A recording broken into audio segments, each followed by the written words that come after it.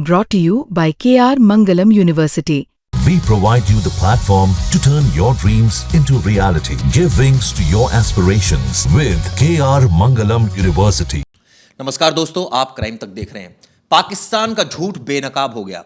सुबह सुबह प्रधानमंत्री एयरबेस पहुंच गए, जालंधर के एयरबेस, और बता दिया कि आप झूठ बोल रहे थे। आप तो कह रहे थे ये एयरबेस तबाह हो गया, लेकिन सच्चाई ये रही कि पाकिस्तान बेनकाब हुआ।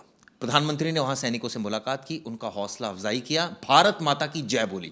साथ साथ पाकिस्तान ने कई खुलासे भी कर दिए, खुद ही खुलासे कर दिए। कहा कि 11 सैनिकों की उसकी मौत हो चुकी है, 78 घायल है और 40 सिविलियन की मौत हो चुकी है इस ऑपरेशन सिंदूर में। यानी पाकिस्तान, अब तक हम ये कह रहे थे कि क्लेम क्या कर रहा है, कितनी लोगों की मौत हुई। पहला ऑफिशियल स्टेटमेंट पाकिस्तान की तरफ से आ गया है और इसको यह माना जाए कि अब क्या यही सच है प्रवेश? नहीं, सच तो बहुत अलग है, क्योंकि चिराग जी, हमने जो तस्वीरें देखी हॉस्पिटल की, जहां उनके सेना के चीफ जाते हैं उस हॉस्पिटल में, और उसमें 50 से ज़्यादा तो हमें दिख रहे थे घायल ही हैं, और नंबर ज़्यादा होंगे। वो तो सिर्फ एक फ्लोर पे इतने पेशेंट्स थे पूरे आर्मी वाले, तो नंबर 78 कह रहे हैं। बिल्कुल, मतलब मुझे लगा, मैं बोला मौत का आंकड़ा और ज़्यादा हो सकता है कि वो जो आंकड़ा छुपाने की कोशिश कर रहे हैं। लेकिन कल तक जो कह रहे थे कि हमारे ऊपर कोई हमला हुआ ही नहीं, हमने हम लोग को वो निस्तनाबूद कर दिया, हमें कोई ऐसा नुकसान पहुंचा नहीं है। फिर दूसरी तस्वीर एक ऐसी आती है जो कि उनका फॉल्स प्रोपेगेंडा है, उनकी मीडिया का जो फॉल्स प्रोपेगेंडा था उसे पूरी तरह से तबाह कर दिया। वो प्रोपेगेंडा क्या था? आदमपुर एयरबेस पे उनका हमला, उन्होंने हमारा S-400 उड़ा दिया, उन्होंने हमारा एयरपोर्ट तक उड़ा दिया एयरबेस। आज खुद मोदी जी वहाँ पहुँचते हैं और सीधा पिक्चर देते हैं कि देख लो भाई, मोदी जी के पीछे आपने तस्वीर देखी होगी, S-400 भी खड़ा है और एयरबेस कैंप पूरी तरह से सुरक्षित है। आदमपुर एयरबेस कैंप पूरी तरह से सुरक्षित है जालंधर का। वहां प्रधानमंत्री सुबह 7 बजे पहुंच जाते हैं और ये बता देते हैं पाकिस्तान के मुंह पर एक करारा तमाचा, और ये कह देते हैं कि ये देखिए, ये तो बिल्कुल ठीक है। इसके अलावा 11 सैनिक मारे गए, 78 घायल, 40 से ज़्यादा सिविलियन मारे गए। ये पाकिस्तान ने खुद कबूलनामा किया। एक तस्वीर और आई सामने जिसमें एक नेता, जो पाकिस्तान की आर्मी थी वहां वो खड़े थे, वो दरअसल एक फिनरल था प्रोग्राम जिसमें वो आतंकी था। वो जो फिनरल था, मतलब जिसका अंतिम संस्कार चल रहा था, वो एक आतंकी था, और आतंकी के जनाजे में वहाँ हिजबुल मुजाहिदीन और लश्कर तैयबा के आतंकी थे, उसके साथ ही आर्मी के लोग थे और पुलिस वाले भी थे। सोचिए, एक ही मंच पे आर्मी, आतंकवादी और पुलिस तीनों, और ये बड़ा ही अपने आप में चौंकाने वाली वारदात है। अब देखिए, दूसरी चीज़ जो इसमें सबसे इंपॉर्टेंट थी, ये दोनों तस्वीरें दुनिया के सामने एक ऐसा मैसेज प्रेजेंट करी कि कैसे पाकिस्तान ने सिर्फ फॉल्स प्रोपेगेंडा चलाया, सबूत के नाम पे पाकिस्तान के पास कोई चीज़ नहीं थी।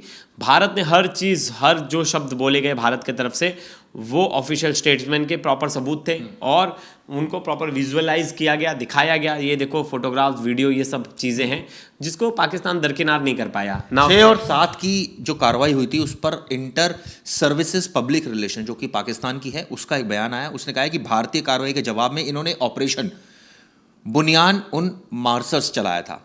ये कहते हैं कि इनके 11 सैनिक मारे गए, 78 जख्मी। ये भी कहा कि मरने वाले 6 सैन्यकर्मी कौन कौन थे, उनके नाम भी बताए गए। अब्दुल रहमान, नायक वकार खालिद, लांस नायक दिलावर खान, सिपाही अदिल और सिपाही नसीर और इकरामुल्ला, ये इनके नाम थे। ये भी स्वीकार किया ISPR ने कि भारतीय हमलों में भारतीय वायुसेना को भी बहुत बड़ा नुकसान हुआ और उनके 5 अधिकारी मारे गए। देखिए, कल मोदी जी ने एक बड़ी इंपॉर्टेंट बात कही थी। न्यूक्लियर जो बार न्यूक्लियर वेपन्स को लेकर बार पाकिस्तान जो गीगड़ भपकी देता रहता है, उसको लेकर उन्होंने कहा कि हमारे यहाँ न्यूक्लियर ब्लैकमेलिंग नहीं चलेगी, हम उसे नहीं सहने वाले। एक तरफ जहां न्यूक्लियर ब्लैकमेलिंग से पाकिस्तान डर जाता है और ट्रंप को इंटरप्शन करने के लिए बोल देता है, बाद में ट्रंप मध्यस्थता करते हैं और वो कहते हैं कि नई वॉर नहीं होनी चाहिए, और पाकिस्तान की तरफ से एक तरह से बात की जाती है।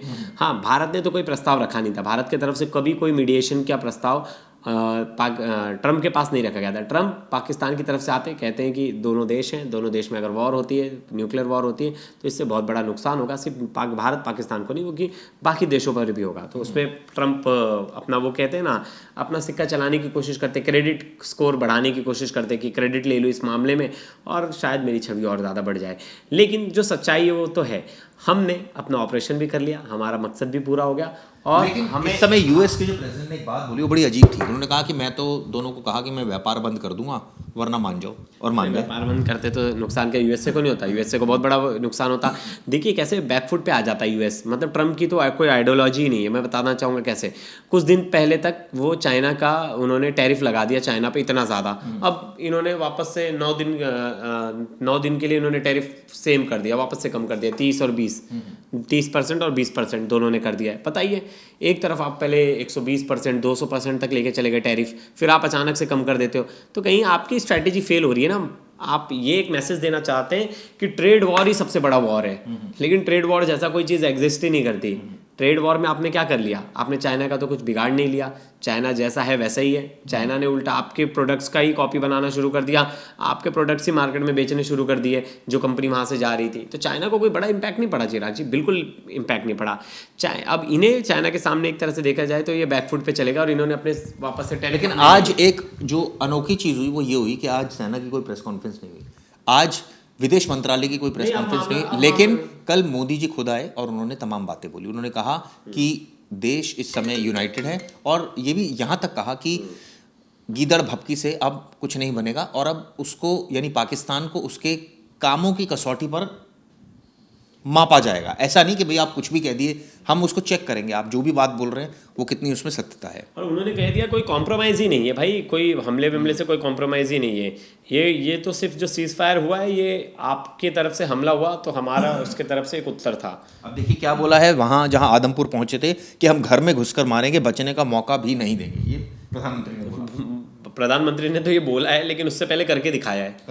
पहले करके दिखाया फिर बोला है। मैं देखा 2 दिन पहले जब सीज फायर की बात तो छिड़ी थी तो बहुत लोग प्रधानमंत्री नरेंद्र मोदी को ट्रोल कर रहे थे। बहुत लोग लिख रहे थे अरे नहीं, इंदिरा गांधी से कंपेयर कर रहे थे। लेकिन हमारे प्रधानमंत्री इतने स्मार्ट प्लेयर कोई नहीं है जिन्होंने हमें जो ऑपरेशंस पूरा करना तो वो ऑपरेशंस भी पूरा कर लिया। हमने आतंकियों को मार भी दिया, बिना लड़े हम उनकी ज़मीन पर काबिज हो गए। हमें जो मकसद था वो हमने पूरा कर लिया।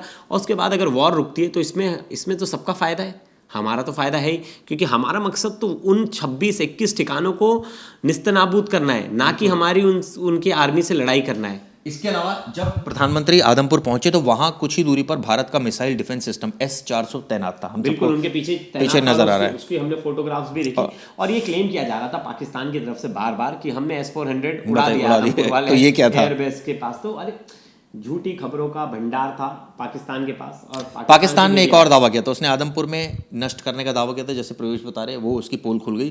पाकिस्तान ने दावा किया था कि ड्रोन ने आदमपुर के रडार सिस्टम पर भी हमला किया है। रडार सिस्टम हम सब ने देखा वहाँ बरकरार है, एकदम रफ एंड टफ अच्छे से चल रही है।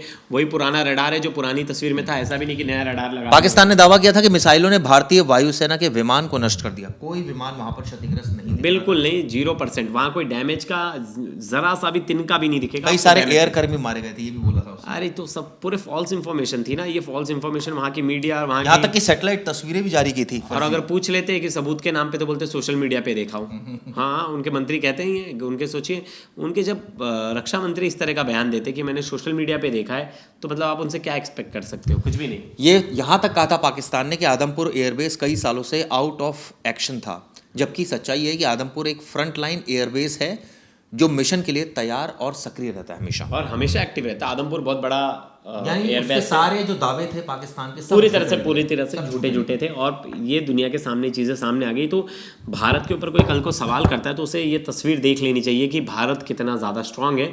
और भारत का मैसेज हमेशा स्ट्रांग होता है कि भारत कोई चीज़ छुपाता नहीं है और छुपाने की ज़रूरत भी नहीं है। जिस तरह से हमने एयर स्ट्राइक के बाद से एक सबूत जो दिए हैं ना, वो इंटरनेशनल लेवल पे इतने काफ़ी हैं कि आतंकवाद का हमने कैसे खात्मा किया। पूरे दुनिया के लिए हम मिसाल बन गए कि अब भारत के साथ अगर आप पंगा लेते हो तो भारत आपको छोड़ेगा नहीं, और आप उस दहलीज पे खड़े हो कि आपको उस दहलीज से खींच के लाया जाएगा और मारा जाएगा। और अगर आप दहलीज के उस पार चले जाते हो तो वहाँ से भी आपको खींच के लाया जाएगा और मारा जाएगा।